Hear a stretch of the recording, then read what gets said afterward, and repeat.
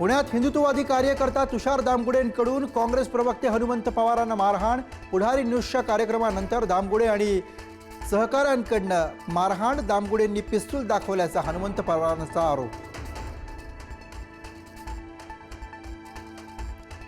राजीव गांधींची हत्या झाली तशीच अजित पवारांची हत्या झाली का आणि पायलट सुसाइड बॉम्बर होता का?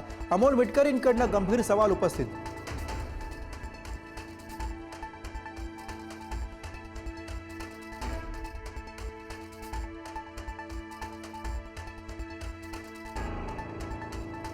आमच्याकडे ब्लॅक बॉक्सचा फोटो, तो किती जळालाय आम्हाला माहीत। रोहित पवारांचा दावा, तर ब्लॅक बॉक्स कधीच नष्ट होऊ शकत नाही, आव्हाडांचं विधान।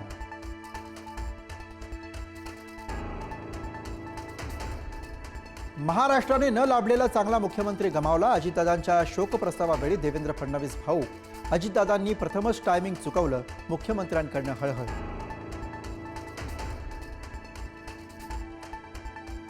अजितदादा आपल्यासोबत नाहीत हे अजूनही मनाला न पटण्यासारखं। उपमुख्यमंत्री एकनाथ शिंदेंकडून दादांच्या आठवणींना उजाळा। हसत खेळत सर्व सुरू असताना रडावं लागेल असं कोणाला माहीत नव्हतं, शिंदे भाऊ। ज्यांनी अजितदादांवर आरोप केले त्यांच्याकडूनच सर्वाधिक हळहळ।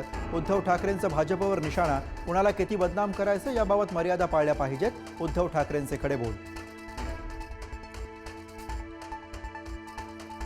अजितदादांच्या आठवणीने आदिती तटकरे भाऊक। दादांच्या जाण्याने कार्यकर्त्यांचा माज आणि रुबाब गेला।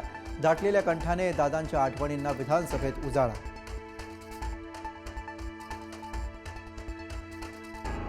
अजितदादांच्या शोकप्रस्तावादरम्यान हसन मुश्रीफ यांना अश्रू अनावर। दादांच्या आठवणीत मुश्रीफ हात जोडत ढसाढसा रडले।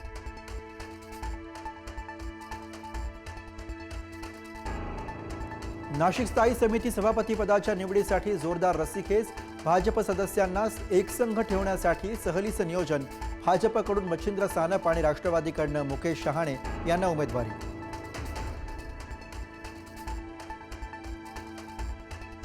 हरियाणाच्या फरीदाबादमधल्या सिकरीत छत्रपती शिवाजी महाराजांचा अवमान। एका रिसॉर्टमधील वॉशरूमच्या साइन बोर्डवरती शिवरायांची प्रतिमा। राज्यासह देशभरातील शिवप्रेमींकडून संताप व्यक्त।